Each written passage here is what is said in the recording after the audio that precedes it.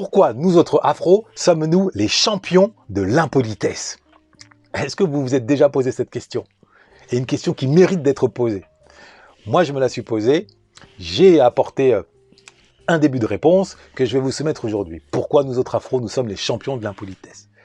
Et quiconque a déjà passé ne serait-ce qu'une heure dans les transports en commun d'Île-de-France, Île-de-France qui, je le rappelle, c'est le championnat de l'impolitesse, où les communautés, où les individus se mènent un combat acharné pour savoir qui va être le plus impoli, eh bien, quiconque a passé une heure dans les transports en commun sait que nous autres afro, vraiment, on surpasse, on surclasse la compétition par notre goût prononcé, affirmé, jour après jour, de l'impolitesse. Nous allons essayer de savoir pourquoi.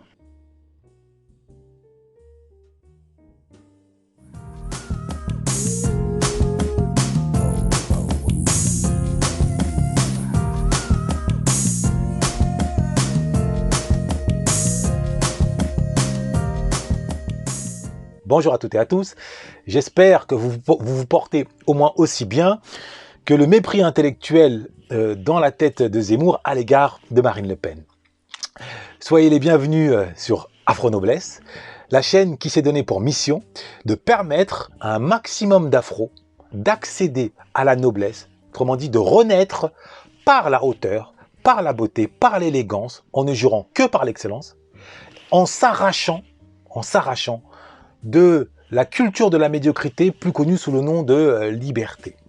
Et ce, vraiment, dans l'optique de goûter au vrai bonheur, non pas au bonheur d'Instagram illusoire, fait de moments de néant autour d'une plage ou d'un yacht, juste pour briller sur Instagram. Non, au vrai bonheur, c'est le bonheur de la conversation, de la belle conversation, c'est le bonheur de la complicité intellectuelle, c'est le bonheur de l'élévation de soi par soi, c'est le bonheur de la compréhension du monde sans l'émotion animale, infantile, c'est le bonheur artistique.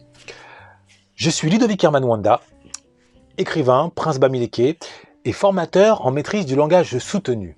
D'ailleurs, ma formation est désormais prise en charge par l'État via le CPF, formation qui, comme aucune autre, vous arme pour affronter au quotidien le premier des défis qui consiste à s'imposer, à forcer le respect, sans avoir besoin de s'énerver ni crier, en usant d'une arme absolue, le langage, à commencer par le langage soutenu. Et par langage soutenu, on entend la syntaxe, la communication non violente, les expressions idiomatiques, les verbes robustes, le langage affectif, la rhétorique, les litotes, la métaphore, et j'en passe. Tout ça, c'est contenu dans ma formation, et j'insiste, vous ne le trouverez nulle part ailleurs, comme en atteste d'ailleurs bon nombre de mes clients qui m'ont fait l'honneur de m'apporter leur témoignage. Ludovic Herman Wanda, donc je ne regrette pas du tout de m'être inscrite à cette formation. Elle est vraiment unique en son genre, il a une méthodologie qui est propre à lui et qui est vraiment très très bonne. La formation est très claire, donc c'est assez transparent sur les différentes étapes qui nous attendent jusqu'au dernier cours. Donc ça c'est bien. C'est très structuré, donc moi ça me rassure. Donc ça y est, je sors de ma première séance avec Monsieur Wanda Ludovic Herman et dans l'ensemble ça s'est bien passé. J'ai appris beaucoup de choses et je me suis rendu compte que j'avais plein de choses à travailler, à renforcer. Je fais cette formation de Monsieur Herman depuis très peu de temps. Je peux vous dire que j'ai constaté une évolution dans ma manière de parler, surtout en termes d'écrit. Cette formation s'est avérée être une réelle révélation pour moi, dans la mesure où elle m'a permis moi déjà de disposer des outils qui me servent au jour le jour dans mon quotidien, et surtout elle me permet moi de mieux structurer ma réflexion et mes pensées, chose qui était assez délicate et difficile à entendre. J'ai décidé de suivre la formation de Monsieur Wanda. Avant de commencer cette formation, j'avais pour objectif d'améliorer mon langage. Et si, durant votre formation, vous rencontrez des difficultés ou alors une baisse de motivation, il sera là pour vous remotiver, pour vous expliquer les choses. Je recommande vivement de faire cette formation avec lui. Et au passage, je vais d'ailleurs lancer un appel pour celles et ceux parmi vous qui ont rencontré ici ou là des situations où ils n'ont pas eu les bons mots pour répondre ou à une attaque directe ou à une une observation un peu désobligeante au travail ou dans la rue, et qui souhaiteraient avoir un exemple de réponse fulgurante et robuste, eh bien, je vous invite à m'envoyer un mail, m'en faire part. Ce sera une étude de cas que je décortiquerai et au terme de laquelle je vous livrerai 2 ou 3 exemples foudroyants. Alors, on va revenir à la question fondamentale du jour. Pourquoi nous autres afros sommes-nous des champions de l'impolitesse? Et inutile de s'offusquer, de se de se scandaliser devant une telle question. C'est un état de fait. C'est pas parce que vous brisez le thermomètre que vous faites chuter la grippe, la fièvre. Non. Il est important de regarder les choses en face. Nous sommes les champions de l'impolitesse, nous autres afros, inutile à ce niveau-là, se voiler la face. C'est clair comme de l'eau de roche. Donc la question qui se pose, c'est pourquoi? Pourquoi? Si on ne se pose pas cette question, on ne pourra pas progresser. L'autocritique, c'est le moteur du progrès, je ne cesserai de le répéter. Donc, pourquoi? Est-ce que, finalement, on choisit en permanence, quand on est impoli, on choisit d'être impoli, ou parfois, est-ce que l'impolitesse s'impose à nous? C'est-à-dire que quelqu'un qui a les armes d'être poli, décide-t-il consciemment d'être impoli? C'est une question qui s'ajoute, ou du moins qui est le prolongement de la première question, pour quiconque aime réfléchir. La question qu'on peut également se poser derrière cela, c'est que, en passant du constat premier, de l'évidence, finalement, c'est d'abord, qu'est-ce que la politesse? Pour vraiment mesurer cette impolitesse, qu'est-ce que la politesse? La politesse, c'est l'œuvre, j'allais dire même, c'est le ciment autour duquel s'est construit l'aristocratie, étant donné que ce sont des codes du savoir-vivre. Il n'y a pas de société sans code, sans ligne entre le bien et le mal, sans code du savoir-vivre, du bon comportement. Il s'appelait Norbert Elias. Selon lui, la politesse et ses règles sans cesse plus précises, plus codifiées, étaient au cœur d'un long cheminement des humains vers une maîtrise de la violence, par le concours de chaque personne au maintien d'un ordre social, la civilité. Et la politesse, qui n'existe très peu une classe populaire, a constitué vraiment le socle de l'aristocratie en Occident, et surtout en France, où les femmes en sont, j'allais dire, les inventeuses. Les femmes ont créé les codes et ont réussi à imposer les codes de la politesse. La courtoisie, cette espèce de comportement qui lui est médiéval, a été imposée par les dames, à commencer peut-être par Aliénor d'Aquitaine. Donc il y a cette idée que les femmes ont poli les mœurs, en quelque sorte. D'ailleurs, les traités de civilité, les tout premiers, ceux du 15-16e siècle, sont toujours dédiés à des dames, en vérité. Oui, et en outre... comme vous le savez parfaitement, la plupart des traités de politesse depuis la Révolution française, la plupart ont été rédigés par des femmes, ou du moins par des messieurs qui se faisaient passer pour des dames. Quand on sait que l'impolitesse n'est rien d'autre, tout simplement, que la loi du plus fort. C'est ça l'impolitesse, c'est pas uniquement le non-respect du savoir-vivre, c'est surtout l'expression de la loi du plus fort, la loi finalement du tous contre tous. Donc pour le dire autrement, la politesse, c'est l'anesthésiant de l'hostilité, de l'agressivité. Que ce soit Erasme, jusqu'à Norbert Elias, en passant par Balthazar Castiglione, la politesse a été au cœur de bon nombre de réflexions. Plus de 300-400 manuels de politesse et plus largement de savoir-vivre ont été rédigés.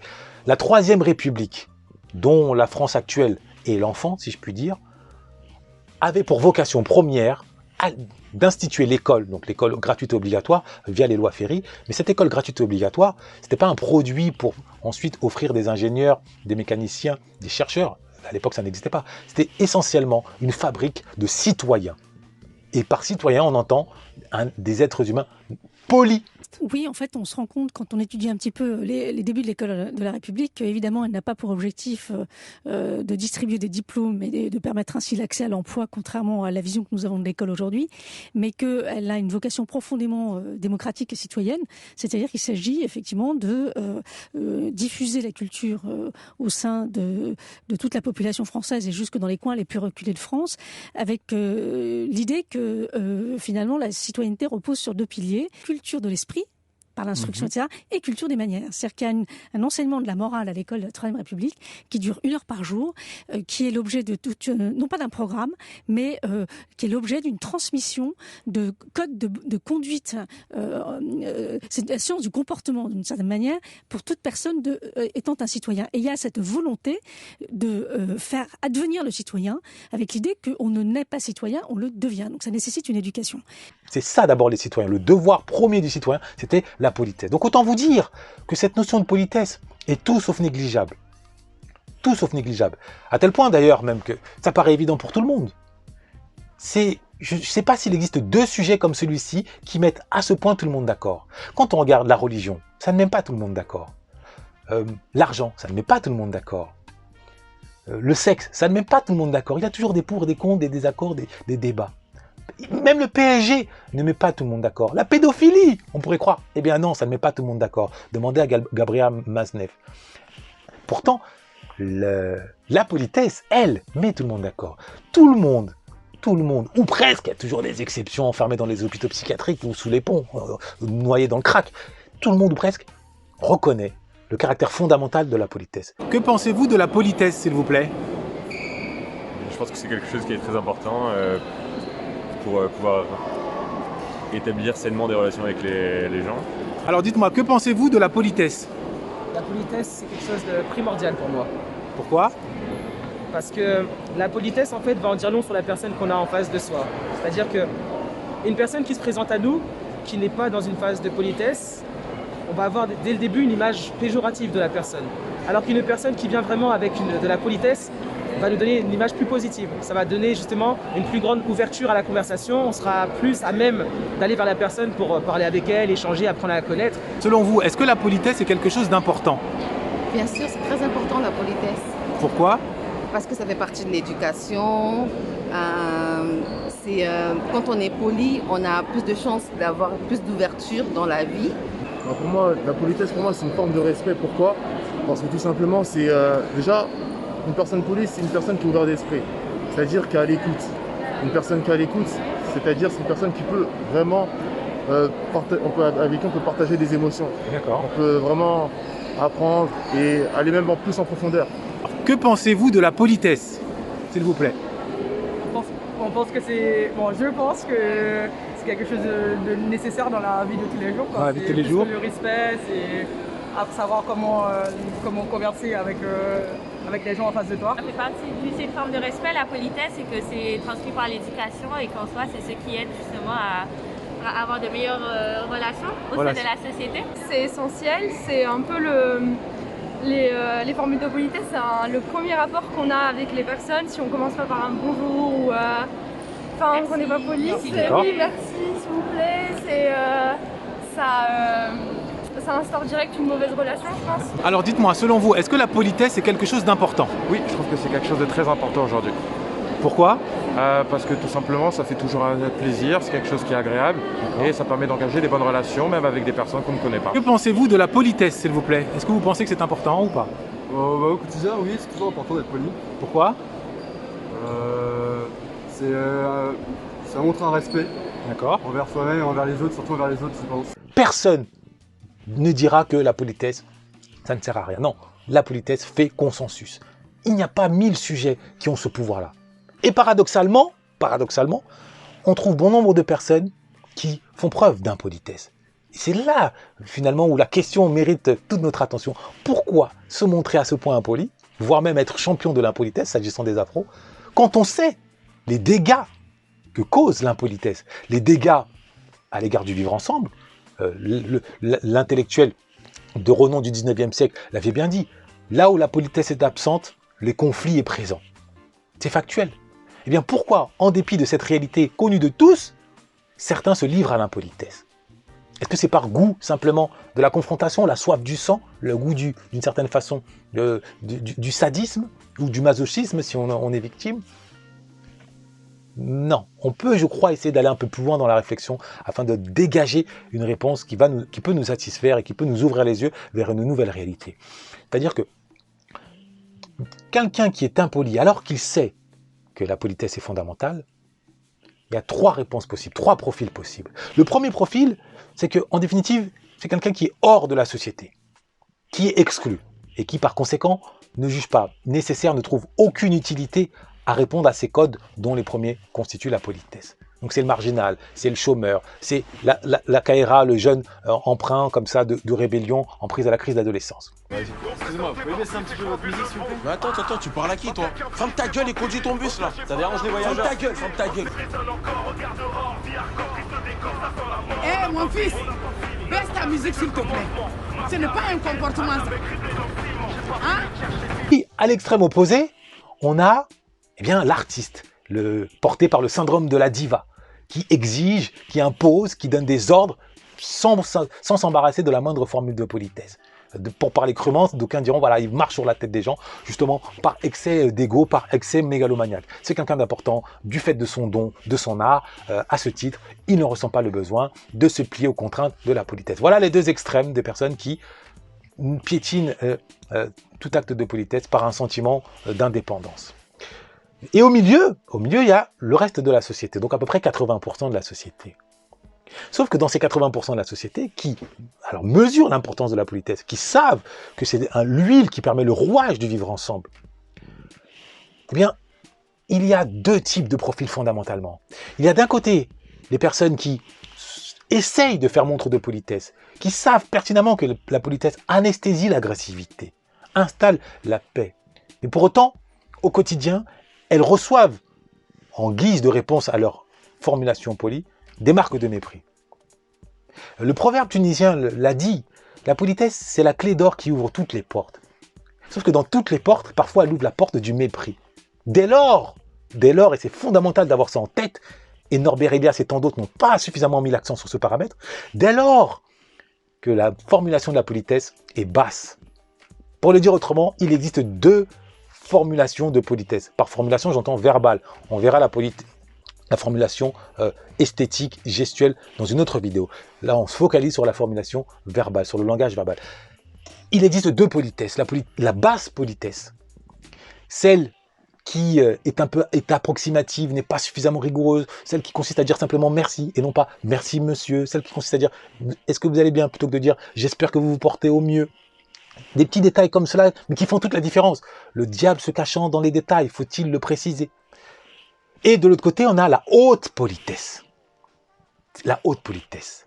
Et seuls ceux qui maîtrisent la haute politesse peuvent être à l'aise en société, parviennent à transformer justement cet élément-là du vivre ensemble en glaive entouré de soi. Dans la mesure où la haute politesse force le respect, écrase autrui qui ne la maîtrise pas, puisque ça témoigne d'une hauteur de vue. On vous associe inconsciemment, je l'ai dit, à l'aristocratie, qu'on le veuille ou non, dans l'imaginaire. C'est l'imaginaire qui gouverne le monde, et dans notre imaginaire, à travers les films, l'imaginaire forgé par les films, les séries, et j'en passe, la haute politesse, c'est le film, par exemple, les séries comme Downton Abbey, ou le personnage de Jeffrey. Jeffrey, donc le fils. J'ai pris Jeffrey à dessein, étant donné que socialement, c'est le majordome, donc d'une certaine façon l'esclave. Pour autant, du fait de maîtriser la haute politesse, il parvenait à tenir en respect son patron, oncle Phil, ou les enfants de ces derniers. Donc c'est pour dire que la haute politesse permet de transcender dans l'immédiateté, permet de prendre possession de l'immédiateté, non pas de subir, permet d'être un acteur de l'excellence et non pas d'être écrasé dans l'humiliation. La question qui se pose, c'est où enseigne-t-on cette haute politesse?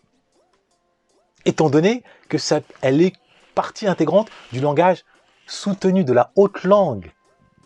Voilà comment on en revient à ma thèse. La haute politesse est une partie du langage soutenu, qui est le trésor de l'élite, un trésor que l'on ne retrouve dans aucun manuel scolaire, que l'on ne retrouve dans aucune école, fût-elle prestigieuse, que ce soit Sciences Po, l'ENA, X, Saint-Cyr, que sais-je. On enseigne le langage soutenu uniquement à la maison, autour de la table, dans ce que Françoise Dolto appelle le bain de langage, la bonne société, le vivre ensemble de l'entre-soi, à Neuilly ou à Montmorency, à Versailles, mais sûrement pas à Grigny-la-Grande-Borne, à Saint-Denis ou au Tarteret. Voilà la réalité. Donc, pour répondre à la question, pourquoi nous autres afro sommes-nous les champions de l'impolitesse? La réponse est toute simple.